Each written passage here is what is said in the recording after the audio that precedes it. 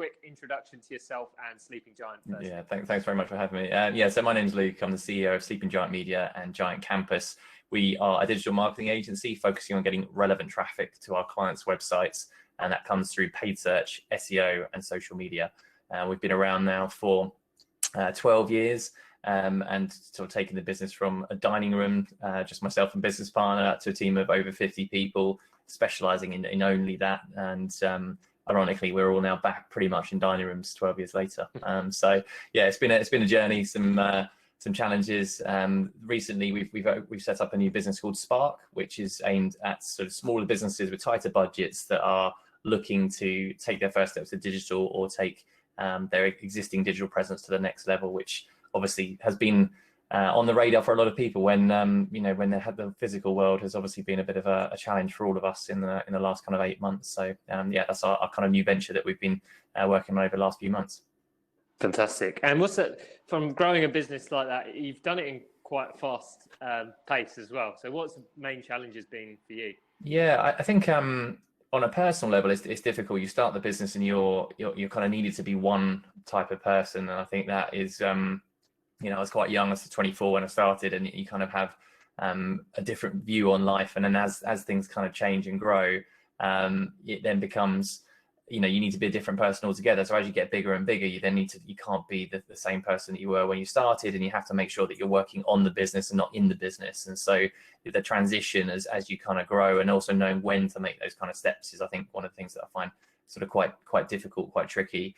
But as a business, I think you find that there's thresholds as well, so that you start off and there's a team of like 11. It's kind of quite easy to manage. You know everybody really well. As you get bigger, you have to sort of step away. You have to let go of certain things, trust other people to do that job, and then kind of you find that just keeps on happening at certain kind of key points. And the culture and the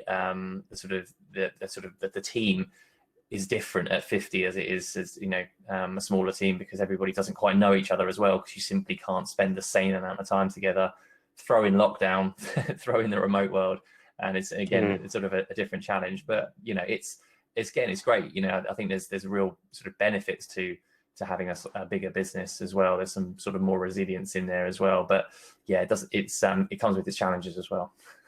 No, I admire anyone that can manage teams of that sort of size. But Luke, let's get into the conversation today. And you're talking to a lot of people at the moment, and a lot of your clients, and you're educating a lot of people about being virtually perfect. And that's when you're attending online events and when you're delivering online events. And you guys do both sides of it. So you deliver a lot of online events, whether that's webinars, presentations, networking events, that sort of thing. You even host your own live business as unusual show every week, which is a fantastic production as well. So you've got that side, but you've also got the other where you guys attend a lot of events and you advise people on when they are attending events on best practice. But you deliver the virtually perfect content to people. Just give a quick synopsis of what virtually perfect actually means, and to you, and how you deliver that.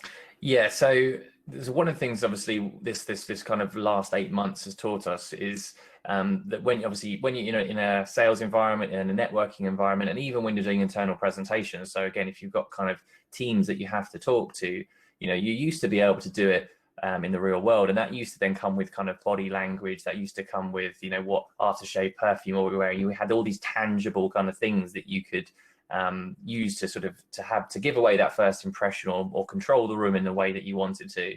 And then suddenly, when we can move to a virtual world, it's really different. Those controls are changed, and the things that we have available to us are completely different. And I think that what I've seen is I've done I don't know how many talks, but lots and lots. I'm talking like in the sort of 50, 60 talks since the start of lockdown to different CEOs around the country, talking to them about how to handle digital through the pandemic. And it's quite funny, people dial in, and their sort of backgrounds are very different, their cameras are very different.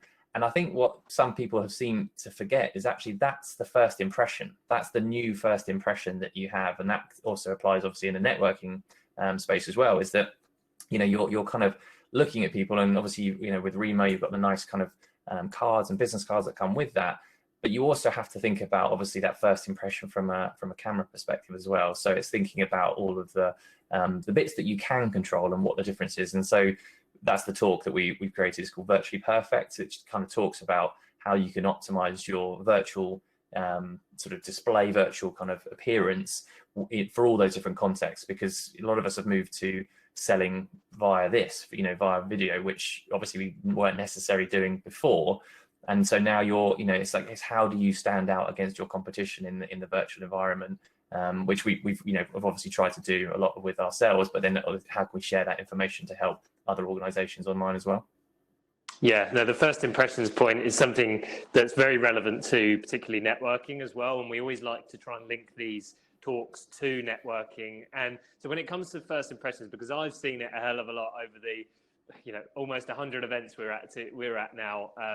So I've seen a lot of people in their cameras, and some very professional, some are still about an inch away from their camera, or are on their sofa or something like that. And that's potentially a first impression for someone at the event. So, if you had 2-3 tips to suggest about giving that first impression, because it is very vital, and you wouldn't walk into a face-to-face event like with that sort of that approach. So when it comes to first impressions and making them count on virtual events, what would you suggest to your clients and in your talk? Yeah, absolutely. So I think that the easiest win, the quickest win is lighting. It makes the biggest difference to anything. So you have to have some sort of front lighting going on. As soon as you've got back lighting, you've got kind of silhouettes happening. So I would say that, and what you find is as soon as the lighting is okay, the camera works a lot better as well. So the first thing I would say would be lighting, making sure that you've got sort of a decent bit of front lighting. I've got a window in front of me, so that really helps to kind of make sure that I get the right lighting here, because again, people want to be able to see you so that they can actually look in the whites of your eyes, just as they would do in the kind of real world, and that's the kind of the first step. I think then it moves into things like sort of the tech. So having a decent microphone doesn't have to be really expensive, but there's some really decent options available, because you find the ones that are built into your computers aren't necessarily fantastic, and the same goes for the camera as well. So the camera that normally comes in at the top of a laptop or whatever, normally not very good quality. So getting a standalone as well. So a few little things like that, which allows you a bit more control to up the baseline quality of what you're kind of putting out. And then I think on a delivery level, you've got to remember that actually the energy level required to deliver it needs to be a lot higher. So when you're in the real world, your personality really shines through. When we all sit down in front of our desks and our computer, we don't necessarily do the same thing. So I think you've got to really bring excessively high energy levels to just come away with a baseline of reasonable energy to help that personality kind of carry across. So I think those kind of 3 things, which with the sort of top tips that I would say will help people to have that really strong first impression, and then using this platform to their advantage rather than seeing it as a negative thing. Because actually I think there's loads of things that you can do in the digital world that you can't in the real world. It's how do you unlock that potential? How do you unlock that creativity? And that's again sort of the stuff that we talk about as well. Yeah, well, online is definitely here to stay.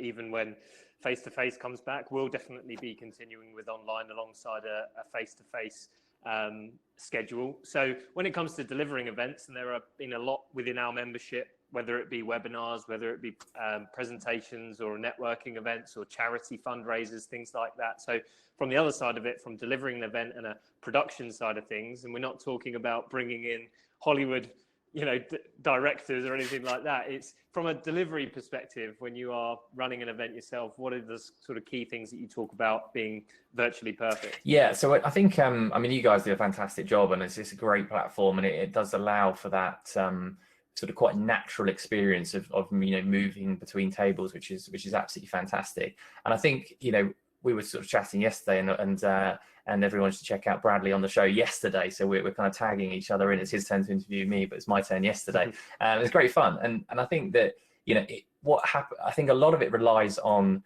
the host as well. I think it's really important that whoever's hosting the event is able to navigate that technology effectively to then make sure that the event kind of flows. And it's never going to be perfect. It's virtually perfect, not quite 100% perfect.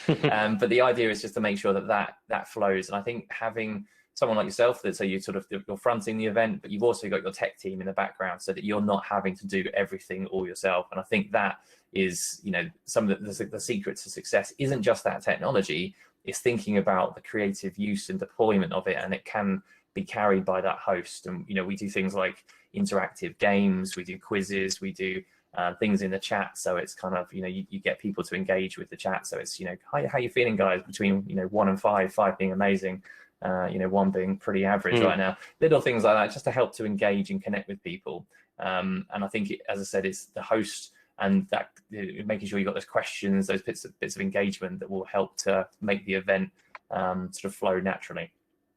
Yeah, no, the engagement's so key, because there are so many distractions when it comes to virtual events, and there's probably people now, maybe looking at their phone, maybe looking at another window, still listening in, but it's trying to keep that engagement as much as possible. And you guys do a really good job with that, with the games, and you do really have to see some of the productions that Luke put together. And it's not, it's not groundbreaking stuff in terms of the software and things like that. Some of these are free tools. So what are some of the tools that you guys use? Because you have a phrase that, in Virtually Perfect, that you deliver Zooms like no other. Yeah. Now, what does that mean? Because people have been zoomed out to death, and this is why Remo's been really, really positive for us. But when you say it's a Zoom like no other, what do you mean by that? Yeah, so I think firstly I understand that a lot of people are zoomed out, and I think we all went through that phase where we just probably over stacked ourselves with Zoom calls, and we still might be doing exactly that. And it's really kind of it got quite boring. But what you find, I think, is actually that people aren't necessarily bored of the technology, and again, it might be because they're doing too much of it, which if you did the same in the real world, you would also be knackered as well. But it's actually because the content's rubbish. It's not about necessarily the platform. It's just that people are trying to take offline presentations and then deliver them online. So what happens is you get this, "Hi guys, welcome. Where's that?" And you get this really kind of awkward pause where they're trying to find the button to kind of, and then the slide comes up and it's, reams of content. And actually, it's not because it's the technology it's because the content itself is not great, and the delivery isn't great. So it's I think there's a real opportunity, and when we do Zooms and events and things like that. We use a platform called OBS, which is a completely free piece of kit, open broadcast software, and you can do some really interesting things. Interestingly, it doesn't seem to work with Remo, but in most other platforms, it allows you to then push videos directly into the stream. It allows you to run the shows that I run. Obviously, last night the Business As Unusual show, and it just adds that bit of creativity. And as you said, there's nothing really earth-shattering about it, but it's just being clever with it. It's being making it an experience, and rather than taking one of my offline talks and then trying to move that online, we've completely redesigned all of our talks specifically for the virtual environment. And I think that's a big mistake a lot of people are making, is they take what they would normally do in the real world, which might be really engaging because they can stand up and they can bounce around the room and all the rest of it. But when it comes to virtual, it's people have their phones, right next to you to kind of access information. There's different etiquette that we touched upon, where you're at home and you have different expectations. So there are opportunities in the virtual world where you can use links. You can see this in the chat already. There's people kind of adding their LinkedIn profiles as we kind of go along. But you don't necessarily do that in the real, but you can potentially do that. And I can say to you, check out this resource or take a screenshot of this. All those sorts of things don't necessarily happen in the real world, but let's think about how we can leverage the technology to make it in our advantage, rather than seeing it as a blocker to what we do. And I think that's what frustrated me when you see a lot of stuff about zoomed out, bored of this rubbish online. And it's like, actually, it's because people haven't reinvented. They haven't thought about how to do it from this platform, from a virtual environment first. They're just shoehorning in stuff that they did before. Yeah, I think it's a great point about taking what worked in person and trying to deliver it online just doesn't work. And typically that's in a webinar environment. And I think webinars will definitely overtake from seminars, because people, if they're looking for content and information being delivered to them, they'll do that. Yeah. So I know a lot of members do deliver webinars. So it's definitely a consideration for people that if you do have webinar content or seminar content, and you're thinking or trying to deliver it online and it's not really hitting the mark, speak to someone like Luke, or just reimagine it and repurpose it slightly to make it a little bit more engaging. Absolutely.